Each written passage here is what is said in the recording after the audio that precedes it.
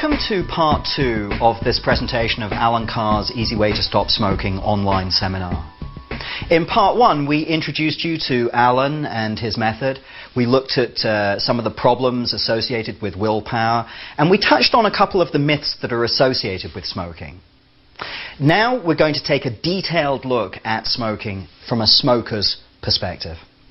Let's start with the most obvious aspects of smoking, the smell and the taste. We'll start with smell and we'll move on to taste. In our seminars, I would say that around 90% of smokers tell us that they find the smell of smoke, frankly, pretty offensive. The rest say it's either okay or sometimes that they even enjoy it. But if it's the smell we're after, why not just light it and leave it?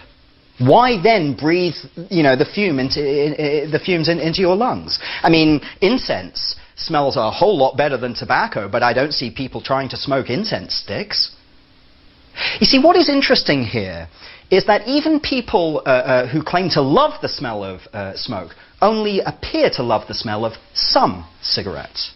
But how can this be? How can 2 cigarettes from the same pack smell different? When we examine this phenomenon a little bit more closely, we see something very interesting. It seems that cigarettes only smell quote-unquote good after an extended period where the smoker hasn't been able to smoke. Frankly, this is no more really than a Pavlovian response. Ivan Pavlov was a scientist, a Nobel Prize-winning scientist actually, who was working at the beginning of the 20th century, and he was very famous for a series of experiments that he ran with dogs. What he did is, whenever he fed these dogs, he rang a bell. And after many weeks of repeating this, what he found was that he could ring the bell, not put any food out, but the dogs would still salivate, because they now associated the sound of the bell with being fed. And I think this is exactly the same with smokers. I think after an extended period where you haven't been able to smoke, you get a whiff of smoke, and a bit like Pavlov's dogs, our brain goes ding! It kind of wakes up. My drug's about to be getting. So in a case, it's a little bit like Pavlov's dogs being fed. Apart from this time, you're being fed with a battery of nerve poisons. Now, back to this idea of smell being good. I mean, I love the smell of gasoline. But I never got to the stage where I carried a little vial of gasoline around with me everywhere I went so I could give it a quick sniff every half an hour. I mean, a smell is only a smell. I mean, let's face it, this is North America. If cigarette smoke smelt good, someone would bottle it and sell it. I don't know, odor nicotine or tobacco-scented incense burners or something like this. I don't think so. So it's probably more realistic to say that for some people, at certain times of the day or during certain occasions, tobacco is a meaningful smell. So rather than being a good or a bad one, it's a meaningful smell. What about taste? Some smokers claim to enjoy the taste of cigarettes. I mean, most don't. But frankly, I couldn't even tell you what they taste like. I mean, I smoked 60 a day for years. I couldn't tell you what they taste like. I mean, I could tell you what the aftertaste is like. It's absolutely disgusting. This is why so many people drink when they smoke or chew gum. And this is to get rid of the disgusting aftertaste. In fact, this is why menthol cigarettes exist. The menthol is designed to mask the taste of the smoke. In any case, even if the taste of cigarettes was absolutely fantastic, it still doesn't explain why we inhale. I mean, our taste buds are on our tongues, not in our lungs. If it were the taste we were after, we wouldn't inhale. Think about it this way. Let's say you're in a bar late at night and you run out of cigarettes. You go to the cigarette machine and they never have your brand. It's like a law of physics or something like this. So what do you say? Do you say to yourself, well, okay, then I won't smoke then? Of course not. You will buy what is in that machine and you will smoke it. I mean, let's be blunt. Smokers would rather smoke camel dung than nothing at all. Yeah, we don't smoke for the smell or the taste, to be perfectly honest. But think about it. I mean, what's your favorite food? Steak? Lobster? Good old cheeseburger? Something like this? I bet you don't get in a panic, though, when you can't have a cheeseburger or where you can't have a steak. I mean, do you have to carry 20 cheeseburgers around with you everywhere you go, just in case you run out? Of course not. It doesn't bother you in the slightest. If we were smoking just for the taste, why do we get in such a panic when we can't light up? It just doesn't make any sense.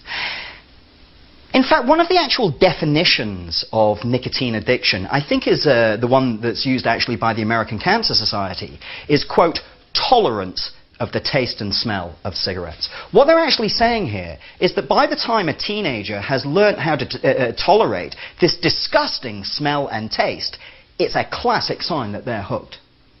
This actually makes a lot more sense to me, because I remember when I was a youngster how hard I had to work to get hooked in the first place. And then, of course, you spend the rest of your life trying to quit. For me, this is one of the great ironies with respect to smoking. It actually takes quite a lot of willpower to learn how to smoke in the first place. Our first cigarettes, oh boy. I remember mine so clearly. I was dizzy and nauseous and coughing and spluttering, and frankly my experience wasn't so very different from many of yours. But you know what? And of course these symptoms, the nausea and so on, I mean, this is our body screaming at us. Get this stuff out of me. But if you continue to force it in, if you ignore the warning signs, our body has to learn how to tolerate, how to accommodate this battery of poisons. And the way our body achieves this is by dialing down the sensitivity on our sense of smell and on our sense of taste. It's the only way you can keep smoking. I mean, if you retain the smell and taste that you have as a non-smoker, you can't smoke. It's too overwhelming.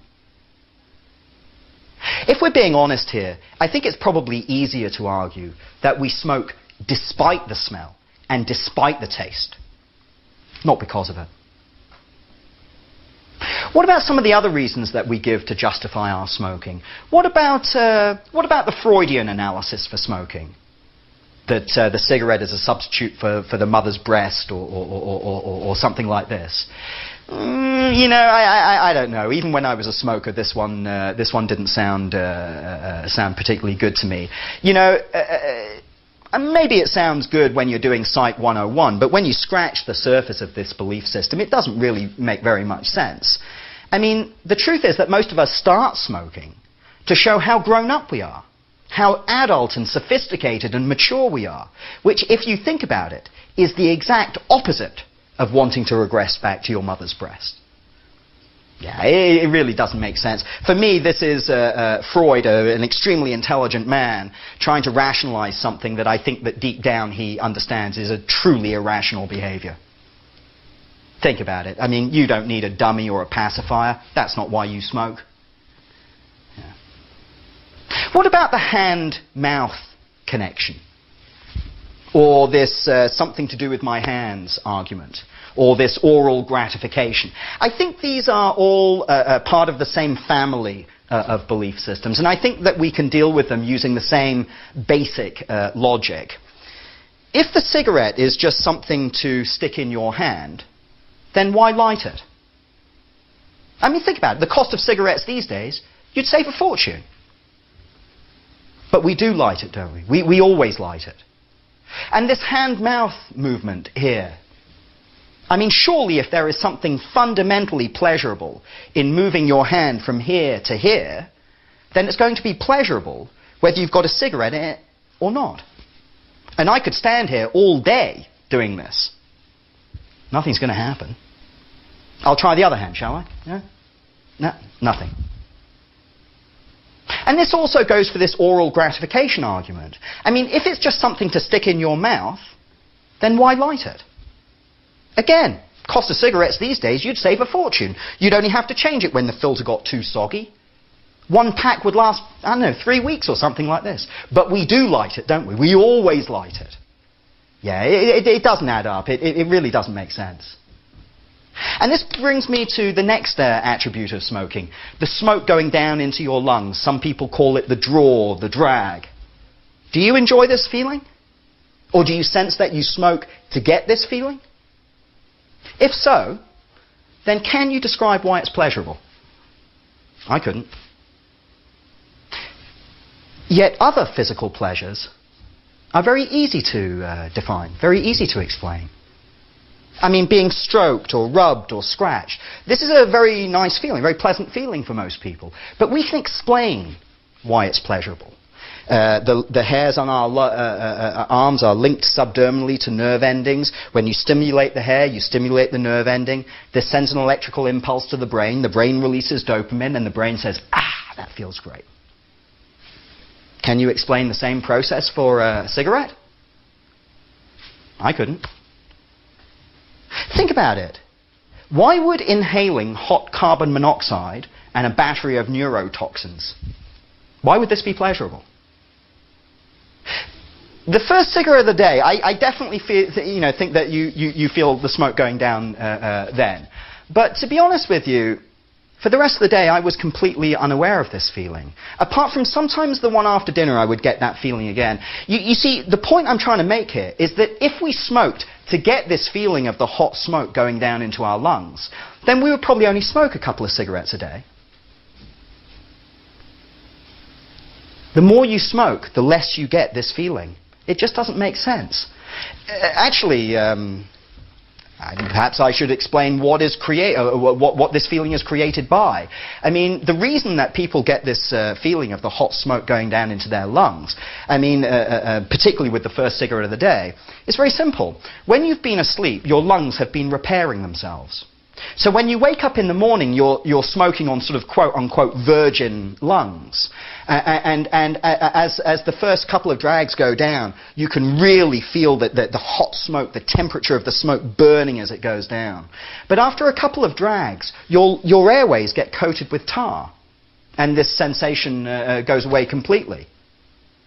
So the point that I'm trying to make here is a very simple one. If we smoke to get this feeling, we would only smoke when we got that feeling. The fact is that we smoke all the time, whether we get this feeling or not. It really just doesn't make sense. And this, of course, incidentally, actually, is the whole scam behind light and mild cigarettes. This is a so-called full-flavor cigarette that was produced by one of the major manufacturers. And this is a so-called light